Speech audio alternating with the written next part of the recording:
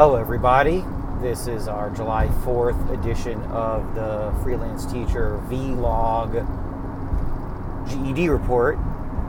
It's going to be a little bumpier, I guess, and noisy, simply because I'm on the New York State Thruway. So my studio has a little bit of an issue with the exhaust, so there's a little bit of a rumble in the background, I take it, and the New York State Thruway has a couple of bumps here and there. Whoopsies, that's not what I meant to do. And so a couple of things are gonna be a little choppy. Hopefully that doesn't happen again, and I'll see if I can fix that. But hold on a minute. The studio is a little bit dicey right now, just because I don't have great equipment to solidify things, so I guess we'll just do this for now. But this episode is sponsored by Teachable.com. They are an online teaching platform where you have the ability to take your talent and teach others. They run a good show. You have to pay a subscription, and then you get a platform to teach. So I recommend platforms now where you have to pay. I don't remember who told me first, but someone had mentioned that the fact that YouTube is free, Twitter is free, Facebook is free. Someone had mentioned to me recently, well, if they're free, if their product is free, then you, the person, you are the product. And that makes a lot of sense. Because if you're not paying for it, then, and you can't see the product, I mean, nothing is free. So then you've got to be the product. And sure enough, you hear about Facebook and these other platforms selling your data and regulating speech, particularly in Europe. And I'm phasing out of Facebook. Twitter is a mess, but at least Twitter's a little bit of fun. I don't know, we'll see. This is on YouTube, but it's also on BitChute. The last 50 or so reports, videos, GED reports have all been on BitChute as well as YouTube, so that when I get booted off of YouTube, I have everything not only backed up at home, but also on BitChute. So anyway, that's the speech at the beginning. Weird how we're talking about this kind of stuff now, but there is a parallel, actually, to what we're talking about on July 4th. It was, I think 2 or 3 years ago, I had either a podcast on SoundCloud or a YouTube video as to a discussion as to what we are celebrating or what we are supposed to be celebrating, or why are we celebrating on July 4th. And most progressive social justice warrior types, you know, when you say, you know, why celebrate July 4th, they get all excited. Yeah, oh my God. Why celebrate July 4th? America's so racist, and it's homophobic, and Islamophobic, and it's misogynist, and oh my God, OMG, America's so terrible. Oscars, hashtag Oscars so white. You know, I'm not talking about it like that. I'm talking about it as a person. I'm talking about it as an independent thinker, as somebody who understands and has read history, as I recommend for you to do.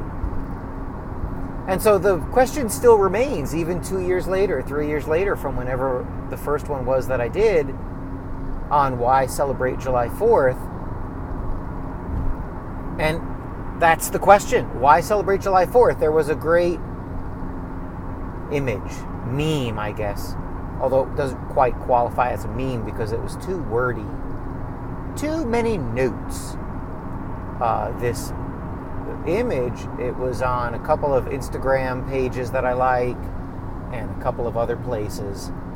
And it mentioned America 125 years ago. And it mentioned all the things that were different. I apologize for the video quality on this one. This is all my fault. I've got to fix the studio. My legions of fans, I know you guys are going to just flip me endless amounts of crap for this one, but why celebrate July 4th? When you look at the United States 125 years ago, which would put it in the late 1800s, there were many things. There was a list of instances and things you didn't need permission to do. And it was a fantastic list because it went something like this, where 125 years ago you didn't need permission to start a business. You didn't need permission to go fishing. You didn't need permission to drive a vehicle. Right? We're talking about licensure, a license. You didn't need permission to braid hair. I don't think that one was on there, but that's what I always think of with African hair braiding licensure. Just in case you think big government and the progressive social justice warrior blue-haired shriekers actually care about black people, the 99% of people who do African hair braiding are black women, and they are asking them not only for $4,000 worth of classes, quote unquote, and sermons and lectures and whatnot, but also licensing fees to keep it safe, of course. So as a quick digression, why do you think the black community has tons of unlicensed women doing hair out of their apartments? I know many of them. Why do they do that? Because who wants to pay $4,000 for a license to do African hair braiding? And you know what? In the 1890s, let's do 125 years ago, black women didn't need permission to braid anyone's hair or do anybody's hair. So the permission list was great. You didn't need permission to alter your home. If you want to build a porch or you wanted to put in a pool, you didn't need permission. Owen Benjamin mentioned on his podcast that he has he calls it the bear cave, and it's 12 by 12. Because 12 by 12, you don't need a permit. But if it's 12 by 12 foot 1 inch, you need a permit.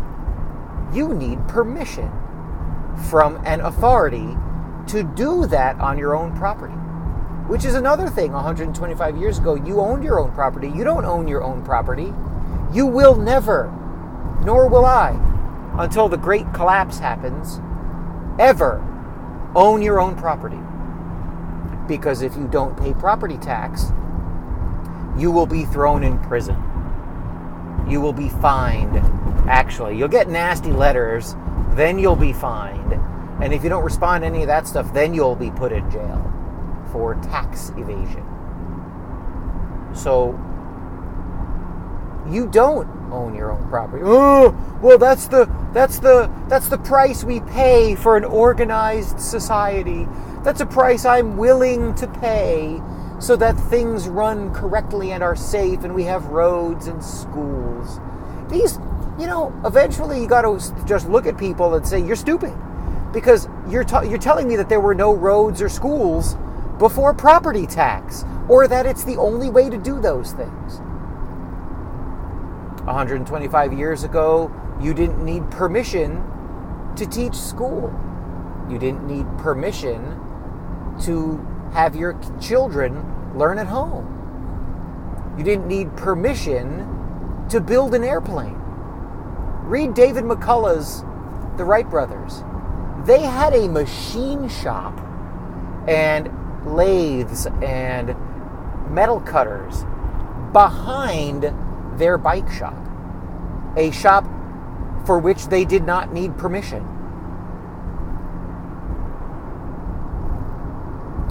If I wanted to ride a motorcycle, I didn't need permission to do that, nor did I have to force myself to wear a helmet. Oh, well, a helmet is safer. Of course it is. But what if I want to ride a motorcycle a quarter of a mile when I don't want a helmet? You should do as you're told. Yeah, right? That's really it, isn't it? You want everybody to do as they're told, and you want to do the telling. Those are the people who rule over you, the busybodies. So the Wright brothers 100 years ago, well, it was now over 100 years ago, they built this stuff in the back of their shop. Their entire operation would have been closed if a person in the health department or the buildings department or the tax assessor, anybody, the insurance adjuster, had come to their place today and that person saw what the Wright brothers were doing, they would close them down. Well, this isn't this isn't set up for this. This isn't a code. And yet they achieved flight, something that people had been trying to do for centuries. They did it without permission. So the list of things, my favorite one on the list of things is the fishing. There are certain places where you don't need a fishing license, and there are certain places where you do. You need permission from government to go fishing. And it should bother you that, two things. It should bother you that you need permission to go fishing. And if it doesn't bother you, like the fact that people need a fishing license, if that doesn't bother you, that should bother you. Well, it doesn't bother me that people need a license to fish because, you can't just have everybody going out and fish. And, you see people get maybe smoking something funny and then they go fishing and they get a hook in the... If that's you should bother yourself. The fact that you think that way and the fact that you exist, that should bother you. Because it means you're a parasite. You're a herd animal. You're an earthworm. You really maybe shouldn't be in a country with a shred of freedom like the United States. These United States were not put together so that you could come up with excuses as to why everybody else needs a license to go fishing. So what are we celebrating again? The rockets' red glare, bombs bursting in, right? 20 plus years in Afghanistan, eternal wars. It's like we're in George Orwell's 1984. We've always been at war. My 10-year-old noticed it.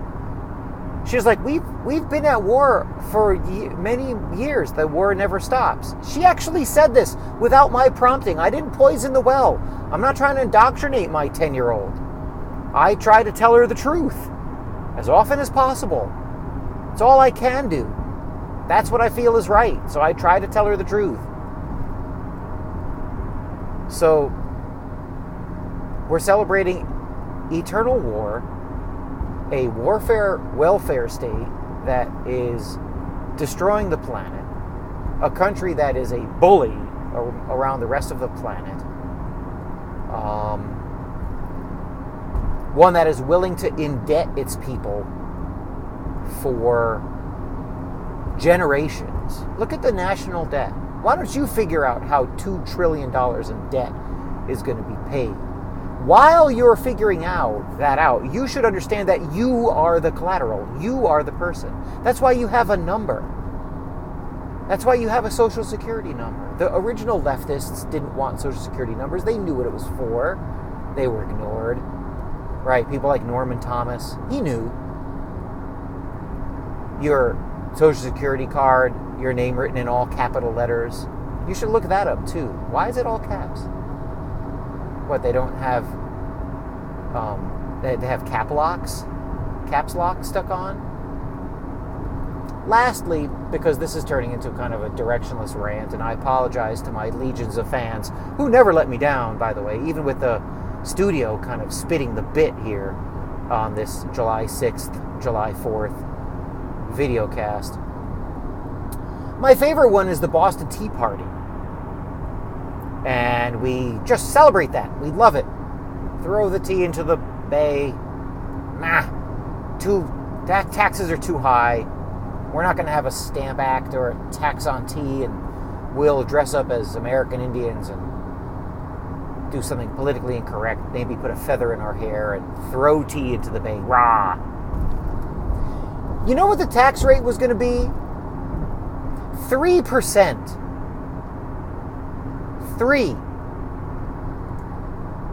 The tax rate was too high. And so, you know how in New York there's the rent is too damn high political party? That's actually the name of the party. They were part of the 3% tax is too high party. So 97% of your earnings you kept. 3% sent these people into convulsions. And there are other things going on with the companies that were selling tea and who wanted a monopoly on the tea and the income that came with it, all this kind of stuff. It's, of course, more complicated than that. But people were just bent out of shape about 3% tax rate.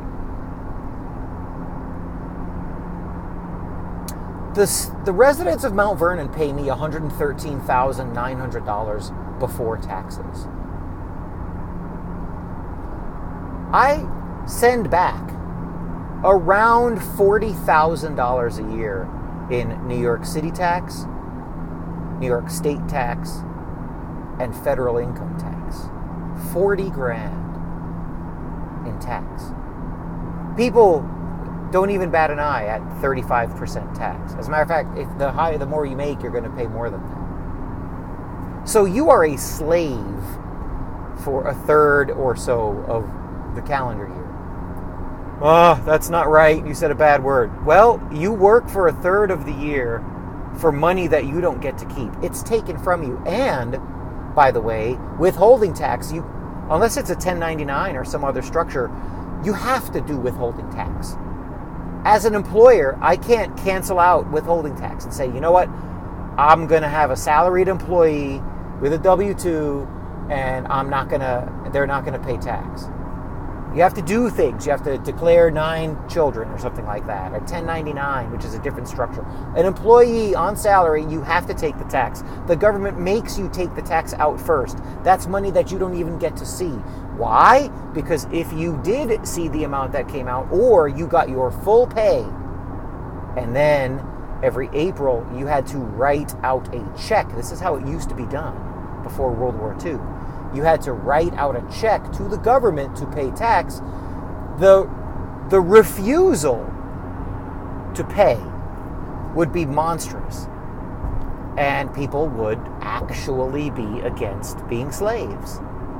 But people are stupid, and they're able to be snookered in a country that lights off fireworks every year on July 4th to celebrate their servitude, I guess, to celebrate their ignorance, to celebrate that they have to get permission to do practically everything. Then they have to be a slave for a third of the year. And then, with the money that's left over, after their masters have said, here's the stuff you get to keep, you pay tax on those things. You want to buy a Pepsi, you have to pay tax on it, even though you already paid tax. Anyway, somebody needs to remind me why we're celebrating July 4th again. This civic nationalism, proposition nation garbage that we get flung, that's all made up. That's all new. That's not what it used to be. So the story has changed, the narrative has changed, everything's changed for the worse. And even with that being said, I'm going to leave you on an optimistic note. I'm not going anywhere. Knowledge and truth are the way forward. A nice sense of humility, a sense of spirituality can do you a lot of good. And finding intelligent, like-minded, spiritual people around you is the way to go. And I think it's going to wind up being okay. I just don't know when. Talk to you next time. Have a great holiday weekend. And I will talk to you soon, later this summer. No homework, no essays, no reports. Just go out there and try to be free.